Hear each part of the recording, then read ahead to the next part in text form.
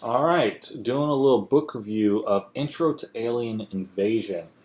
This is a graphic novel. It's pretty thick. Let's see how many pages it is. If it has a page count on here, it does not. So I'm not sure how big it is, but it's a good read. It's a pretty good. You can see how thick that is. I feel like half an inch, maybe. Anyways, so it's by Owen King and Mark Jude Poirier. Poirier. Not sure how to pronounce that. Illustrated by Nancy On.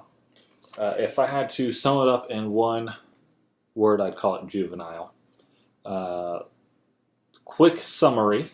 It's about some college kids.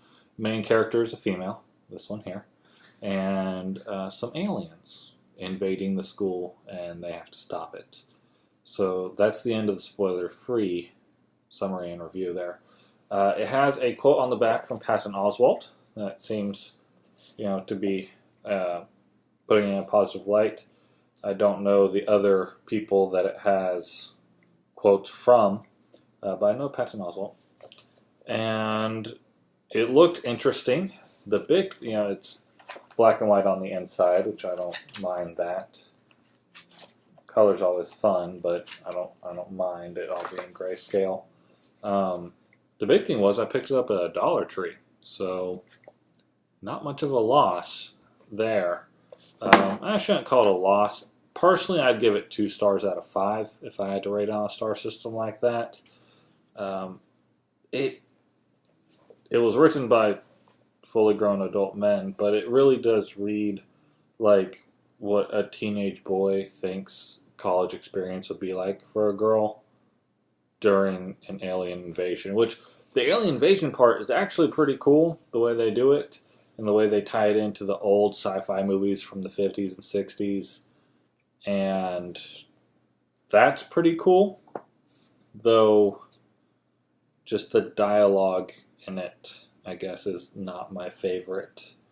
So I'd say if you like that kind of thing, nothing too serious. It does a good job of not taking itself too seriously. It's not like an end of the world alien invasion. It is, I guess, focused on just being a fun read, which it achieves with some sort of success. It does have more foul language in it than I prefer to be digesting.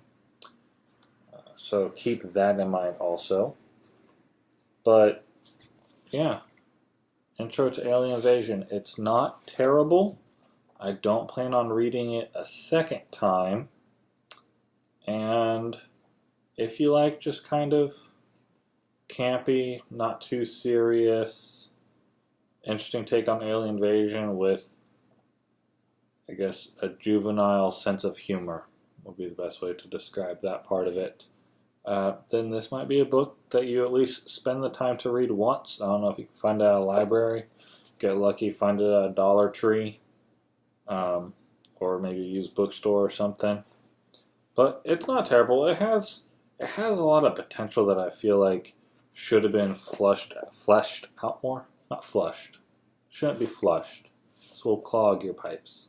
Should have been fleshed out more. Because I think it could have been better. And I think that if it were edited and made into some sort of animated short, it might make a interesting, one-off episode that would be amusing to watch. And with shows like Big Mouth and stuff like that being so popular right now, I think the humor would fit in. So make sure the cover's in there. I'll read off the little summary from the back just so you have the full summary of the book.